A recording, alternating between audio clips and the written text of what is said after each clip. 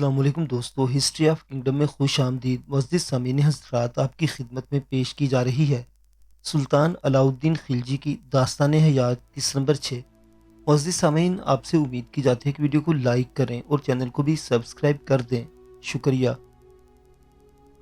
महाराजा रामदेव अभी पूजा पाठ करके अपने खास मंदिर से बाहर निकला ही था कि उसे कान्हा की आमद की इत्तला दी गई। महाराजा ने इसे पूरे एहतराम के साथ किले के बड़े दरवाजे से अपने महल में बुलवाया, और जब कान्हा ने महाराजा को तीर दिखाकर खिलजी फौज की आमद की और इंतहा बेदर्दी से अपने छोटे भाई कुमार नगी के कत्ल की दास्तान सुनाई तो रामदेव खौफ से लर्ज गया। वो एक ज़ईफुल अकीदा शख्स था, और इसके खौफजदा होने की सबसे बड़ी वजह यह थी कि इसका वली अहद कामदेव अपनी बीवी और माँ को लेकर काशी की यात्रा को गया हुआ था और अपने साथ बहुत बड़ा लश्कर भी ले गया था। किले में 40-50 हज़ार सिपाही थे, और महाराजा के अपने अंदाजे के मुताबिक खिलजी दिल्ली से इतनी दूर 1 लाख से कम फौज के साथ आने की हिम्मत नहीं कर सकता था। इसने कान्हा को मशवरा दिया कि वो चंद दिन सुल्तानिया फौज को राजवाड़ा की सरहद पर रोके रखे। इस दौरान में कामदेव वापस आ जाएगा और सुल्तान का मुकाबला करना आसान होगा। महाराजा ने अपने 30 हज़ार सिपाही कान्हा की मदद के लिए राजवाड़ा भेजने का ऐलान किया। कान्हा राजवाड़ा वापस आए तो सूरज बुलंदी पर था। दोपहर तक महाराजा रामदेव की 20 हज़ार फौज भी मैदान में उतर आई, और कान्हा ने फैसला किया कि जंग राजवाड़ा के खेतों में लड़ने के बजाय ताप्ती के किनारे लड़ी जाए, जहां बस्ती से कुछ दूर खिलजी लश्कर ठहरा हुआ था। इसने फौज को आगे बढ़ने का हुक्म दिया। अलाउद्दीन किसी खबर का मुंतजिर था। इसे जल्दी मालूम हो गया कि कान्हा 20 हज़ार फौज लेकर सुल्तानी लश्कर की तरफ बढ़ रहा है। अलाउद्दीन ने अपनी फौज से खिताब करते हुए कहा कि हमारी मंजिल राजवाड़ा नहीं, देवगरी है। राजवाड़ा तो दरमियान में खामखा आ गया है। हमें रात से पहले देवगरी की फसीलों तक पहुंचना है, लिहाजा राजवाड़ा की बस्ती पर पूरी ताकत से हमला कर दिया जाए। खिलजी अफवाज रात से इस हुक्म की मुंतजिर बैठी थी। उधर कान्हा अपने महल में कूच की तैयारियां ही कर रहा था कि उसे मुसलमानों की बस्ती में दाखिल होने की इत्तला दी गई। महाराजा रामदेव की भेजी फौज को यह बताया गया था कि लड़ाई ताप्ती के किनारे पर होगी, लिहाजा वो कूच से पहले सस्ता रही थी कि खिलजी फौजें इन पर टूट पड़ी। अलाउद्दीन और इसके साथी बस्ती की मुख्तलिफ समतों में घुस आए थे। दिल्ली से वो 700 मील दूर थे और दरमियान में इनकी हमदर्द रियासत भी कोई नहीं थी। वो बेजिगरी से लड़ते रहे। उन्होंने अपनी कम तादाद की परवाह नहीं की। शाम ढलते ढलते राजौरा की बस्ती लाशों के शहर में तब्दील हो चुकी थी। सबसे बड़े मंदिर के कलश पर महाराणा कान्हा की लाश लटका दी गई थी। इस जंग में अलाउद्दीन के 1000 सिपाही काम आए। अलाउद्दीन ने राजवाड़ा में अपनी फौज को आज की फतह का जश्न मनाने का मौका भी नहीं दिया। रात होते होते वो अपने 6000 सवारों के साथ देवगिरी के किले की फसीलों के नीचे खड़ा था। उसे मालूम था राजा किले में बंद होकर बैठ जाएगा, क्योंकि इसकी फौज का बड़ा हिस्सा राजवाड़ा की जंग में काम आ चुका था।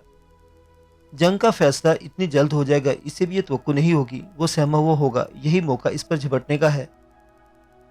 उधर महाराजा का ख्याल था कि इसके पास 6 हफ्तों का आटा और दूसरी गजाई अजनास हैं। इस दौरान में इसका बेटा कामदेव काशी यात्रा से वापस आ जाएगा। लेकिन जब रामदेव को ये मालूम हुआ कि कोकन के ताजिर आटे की बोरियों के बजाय नमक की बोरियां छोड़ गए हैं, इसके अहलकारों ने रिश्वत लेकर ये बोरियां कबूल कर ली हैं, तो वो गुस्से से नीम पागल हो गया। फिर भी इसने किले में ऐलान करवा दिया कि हम मुसलमानों के सामने हथियार डालने के बजाय किले में भूखे मर जाना पसंद करेंगे। किले के दरवाजे मुसलमान फौजों पर नहीं खोले जाएंगे। 14वीं रात का चांद उनके सरों से गुजर गया। अलाउद्दीन का ख्वाब शर्मिंदा ताबीर न हो सका। इसके अफवाज ने किले का मुहासरा कर लिया था, लेकिन राजा ने कमाल इस्तकामत का सबूत दिया। अंदर बंद होकर बैठा रहा। कई अंधेरी रातें और कई चमकते दिन गुजर गए। अलाउद्दीन के साथी इस तवील मुहासरे से तंग आ गए थे। अलमास बेग के जरिए जब अलाउद्दीन को यह खबर पहुंची तो इसने अपने तमाम साथियों को बुलाया और इन्हें मुखातिब करके कहा, क्या हम यहाँ से वापस जा सकते हैं? क्या तुम समझते हो कि हम दिल्ली कड़े या लखनौती से जिस तरह आए थे उसी तरह वापस जा सकते हैं?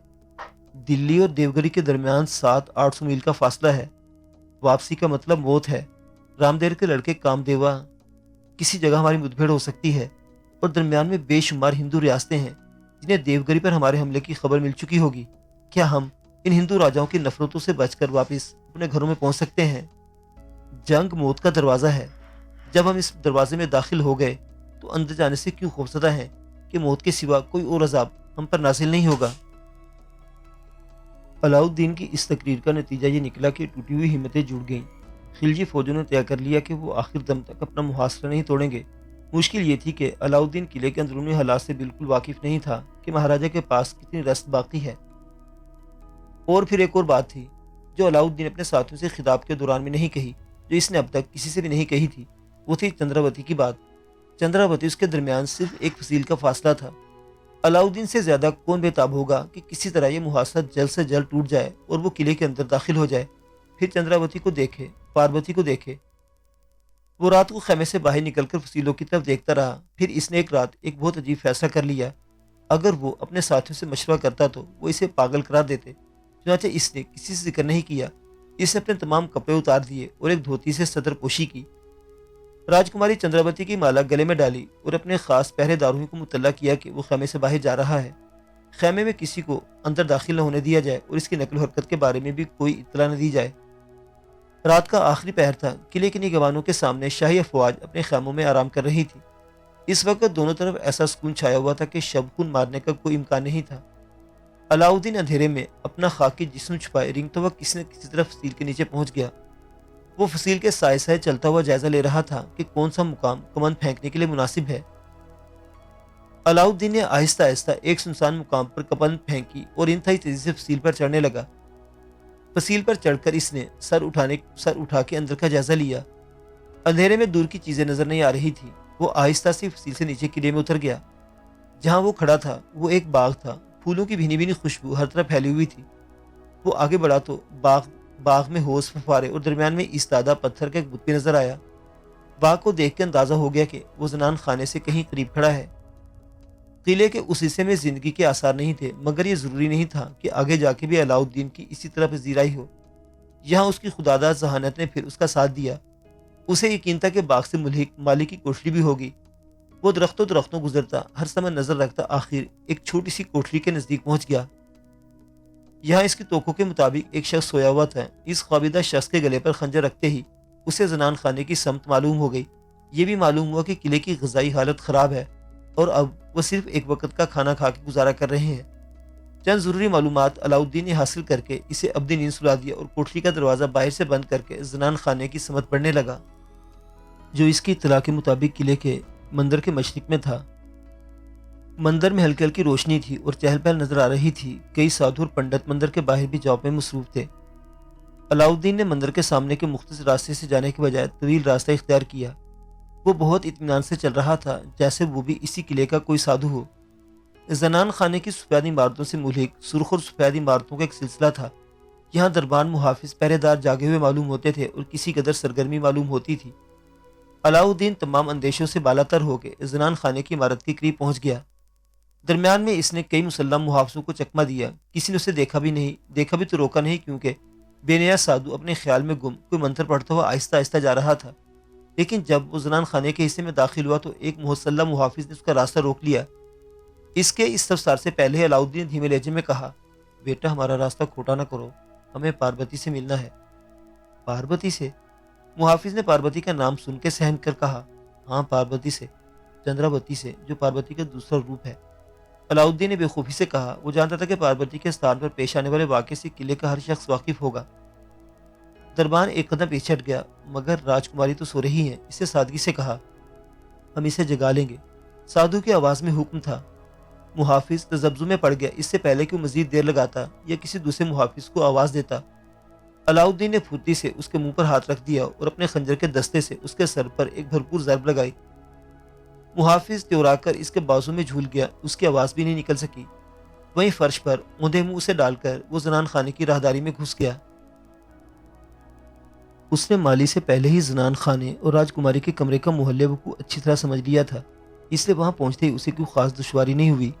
राहदारी में हल्के फानूस रोशन थे। वो किसी झिझक के बगैर राहदारी में आ गया।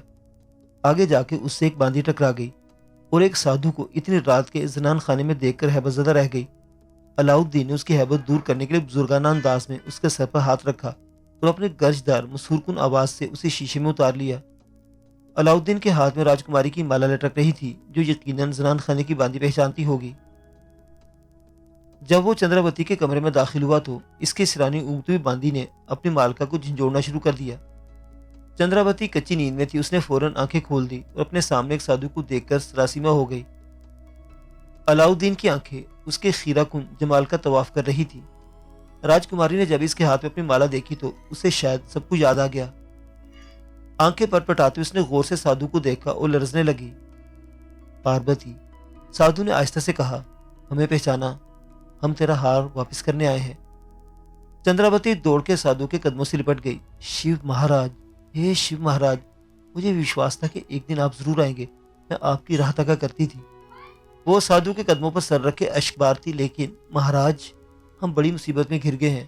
مسلمانوں نے قلعے کے چاروں طرف فوجیں ڈال دی ہیں، وہ مجھے اپنی کنیز بنا کے یہاں سے لے جائیں گے۔ دیوی، تمہیں کوئی کنیز نہیں بنا سکتا۔ آج رات کسی وقت تو قلعے کا دروازہ کھول دینا، ہم شہزادے کے روپ میں خود دیوی کے درشن کو آئیں گے۔ سادھو نے مالا چندراوتی کی طرف پھینک دی اور اسے متحیر چھوڑ کر کمرے سے نکل گیا۔ صبح علاؤدین اپنے خیمے میں دراز تھا۔ رات کا واقعہ اسے خود ایک خواب معلوم ہو رہا تھا، لیکن مالا اس کے پاس نہیں تھی۔ اس نے حوصلوں سے ناممکن کو ممکن کر دکھایا تھا۔ صبح جب وہ خیمے سے باہر نکلا تو قلعے کی برجوں پر سفید پرچم لہرا رہے تھے۔ رسد کی کمی اور راجکماری کے سمجھانے پر شاید راجا نے ہتھیار ڈال دیے۔ اس نے جلدی جلدی شہزادے کا لباس تبدیل کیا۔ اب وہ ایک سپاہی نہیں، واقعی سلطان معلوم ہو رہا تھا۔ سنجر علب خاں اور الماس بیگ قلعے کے دروازے پر سنگو لینے گئے ہوئے تھے کہ اچانک قلعے کے دروازے کی چھوٹی کھڑکی کھلی اور معلوم ہوا کہ مہاراجا رام دیو قلعے کے دروازے کے جھروکے سے شہزادہ علاؤدین خلجی سے گفتگو کرنا چاہتے ہیں۔ علاؤدین نے جواب میں کہلوایا کہ دروازے پر بات چیت کرنا شاہی آداب کے خلاف ہے۔ اگر مہاراجا ہمارے خیمے میں تشریف لانا اپنی توہین سمجھتے ہیں تو ہم تنہا ان سے ملاقات کرنے کے لیے قلعے میں آ سکتے ہیں۔ الماس بیگ نے اس تجویز کی مخالفت کی کہ ہندو راجا سے اتنی وزاداری اور مروت کی توقع کرنا دانشمندی نہیں ہے، لیکن علاؤدین نے الماس بیگ کا مشورہ رد کر دیا اور وہی ہوا علاؤدین کو جس کی توقع تھی۔ دربار خاص میں جس وقت راجا کی پہلی نظر علاؤدین پر پڑی، وہ حیرت سے شیو مہاراج کہہ کر تخت سے نیچے آ گیا۔ علاؤدین نے شاہانہ مسکراہٹ سے کہا، پچھلی باتیں بھول جائیے مہاراج، یہاں بہت سی باتیں آدمی کی سمجھ میں نہیں آتی۔ ہاں، ہم یہ معلوم کرنا چاہیں گے کہ راجکماری کو اس کی مالا واپس مل گئی۔ علاؤدین کا یہ کہنا تھا کہ راجکماری تڑپتے ہوئی اس کے پیروں پر آ کے گر پڑی۔ شیو مہاراج، آپ کسی روپ میں بھی ہیں، داسی آپ کو پہچان لے گی۔ ذرا سی دیر میں دشمنی کی فضا محبت کی خوشبو سے مہک اٹھی۔ رام دیو نے راجکماری کا ہاتھ علاؤدین کے ہاتھ میں دیتے ہوئے کہا، آپ جو کوئی بھی ہیں، جس روپ میں بھی ہیں، رات مالا ہمیں واپس مل چکی ہے اور ہمیں اپنا وچن یاد ہے۔ اسی وقت قلعے کے اندر الغ خاں، سنجر علب خاں، ظفر خاں اور الماس بیگ کو طلب کر لیا گیا۔ راجا رام دیو نے راجکماری کے ساتھ بے شمار بیش قیمت ہیرے جواہر اور نادر روزگار تحائف پیش کیے، لیکن علاؤدین کے لیے دیوگری کا سب سے قیمتی ہیرا چندراوتی تھی، جس کے لیے اس نے یہ دور دراز کا سفر اختیار کیا تھا۔ پورے دن قلعے میں جشن برپا رہا اور آخر وہ رات آ گئی جو علاؤدین کی زندگی کی سب سے خوبصورت رات تھی۔ امیدوں اور آرزوؤں کی رات۔ چندراوتی دلہن بنی علاؤدین کے کمرے میں داخل ہوئی تو اس کا چہرہ دیکھتی رہ گئی۔ خود علاؤدین کا برا حال تھا۔ پرتے جوش اس نے چندراوتی کا ہاتھ پکڑ لیا اور جذبات زدہ آواز میں کہنے لگا، ہم نے تمہیں حاصل کر لیا اور میں نے اپنے شیو مہاراج کو۔ چندراوتی نے شرما کے کہا۔ علاؤدین نے اسے اپنی آغوش میں بھینچ دیا۔ ہم اپنے جذبات کے اظہار سے قاصر ہے چندراوتی، ہمیں پتہ نہیں کہ اس موقع پر کیا کہنا چاہیے، لیکن ہم اتنے خوش ہیں کہ زندگی میں کبھی نہیں ہوئے تھے۔ چندراوتی نے زیر لب کہا، مہاراج میں آپ کو شیو مہاراج کہوں، شہزادہ معظم کہہ کر پکارو، تم جس نام سے چاہو میں پکارو۔ علاؤدین نے بے قراری سے کہا، ہم نے پہلے ہی تمہارا نام تجویز کر دیا ہے، آج سے تمہارا نام مہابانو ہے۔ میں ہر نام اور ہر روپ میں اب آپ کے لیے ہوں۔ ہم سے باتیں مت کرو چندراوتی، اس کے لیے وقت پڑا ہے، آج تو ہمیں اپنا چہرہ دیکھنے دو۔ علاؤدین اس طرح میں بولا۔ چندراوتی لجا گئی۔ علاؤدین نے اس کی تھوڑی پکڑی اور دیر تک اس کے چہرے میں کھویا رہا اور اس کی زلفیں چومتے ہوئے بولا، ابھی ہم تم سے دانستہ دور رہیں گے اور کڑے چل کر باقاعدہ شادی کریں گے، لیکن ہماری درخواست ہے کہ جب تک تم ہمارے ساتھ، ہم تمہارے مہمان ہیں، اپنے درشن سے محروم نہ رکھنا۔ میں آپ سے ایک ضروری بات کرنا چاہتی ہوں۔ ہمارے قلعے کے کماندار کو یہ ذلت سخت ناگوار گزری ہے۔ آپ کے پاس صرف چند ہزار فوج ہے اور ہم نے شکست قبول کر لی ہے۔ صبح آپ مہاراجا کو یہ بتا دیجئے کہ 50,000 فوج کے لیے قلعے میں کھانے پینے کا سامان جمع کیا جائے، کیونکہ چند دن میں ہماری باقی ماندہ فوج یہاں پہنچ جائے گی۔ اس دوران میں آپ اپنے 3-4 ہزار سپاہی کسی پہاڑی کی اتر کی سمجھ چھپا دیں، اور جب میرا بھائی کامدیو اپنی پوری فوج کے ساتھ مقابلے کی دعوت دے تو صرف ان 4,000 سپاہیوں کے گھوڑوں کی گرد کامدیو کو 50,000 فوج کی گرد معلوم ہوگی۔ علاؤدین چندراوتی کا چہرہ دیکھ رہا تھا، وہ کیا کہہ رہی تھی اسے خبر نہیں تھی۔ اگلے چند دنوں میں وہی ہوا جس کے اندیشے کا اظہار چندراوتی نے کیا تھا۔ مہاراجا رام دیو کی مرضی کے خلاف کامدیو نے قلعے پر حملہ کر دیا۔ رام دیو نے جوشیلے بیٹے کو بہت سمجھایا کہ شہزادے کی 50,000 فوج کی کوئی دم میں دیوگری پہنچنے والی ہے، لیکن جوانی کا خون آسانی سے شکست ماننے والا نہیں تھا۔ جب کامدیو کی توجہ خلجی سواروں کے گھوڑوں کی گرد کی طرف مبذول کرائی گئی تو اسے ہوش آیا۔ آسمان گر سے دھندلا گیا تھا۔ کامدیو نے گھبرا کے اپنے لشکر میں سفید پرچم بلند کرا دیے۔ الماس بیگ نے سلو کی بات چیت کے لیے کامدیو کو اپنے خیمے میں بلوایا۔ دوسری ساتھ میں اس کا سر الماس بیگ کے خیمے کے باہر پڑا ہوا تھا۔ اس نے یہ سر نیزے پر بلند کر دیا اور نیزہ کامدیو کے لشکر میں عبرت کے لیے بھیج دیا گیا۔ ساتھ ہی مطالبہ کیا گیا کہ آج رات تک سلطانی افواج کے خیمہ انداز لشکر میں کامدیو کے فوج کا تمام اسلحہ نہ جمع کرایا گیا تو صبح کو دیوگری کے قلعے پر ہر باغی فوج کا سر لٹکا ہوا ہوگا۔ اس واقعے سے کامدیو کی فوج میں ایسی دہشت پھیلی کہ رات ہی میں 4,000 سپاہیوں کے خیموں کے ساتھ 30,000 سے زائد افواج کا اسلحہ ایک پہاڑی کی شکل میں جمع ہو چکا تھا۔ مہاراجہ رام دیو نے علاؤدین سے بیٹے کی بغاوت پر معافی چاہی اور سونا چاندی ہیرے جواہر اس تعداد میں شہزادے کو پیش کیے گئے کہ دہلی کے خزانے میں اس کا 1000واں حصہ بھی موجود نہیں تھا۔ اس کے علاوہ چندراوتی کے جہیز کے طور پر 60 ہاتھی، 600 گھوڑے اور بار برداری کے لیے 100 اونٹ بھی نظر کیے، جن پر خزانہ لاد دیا گیا۔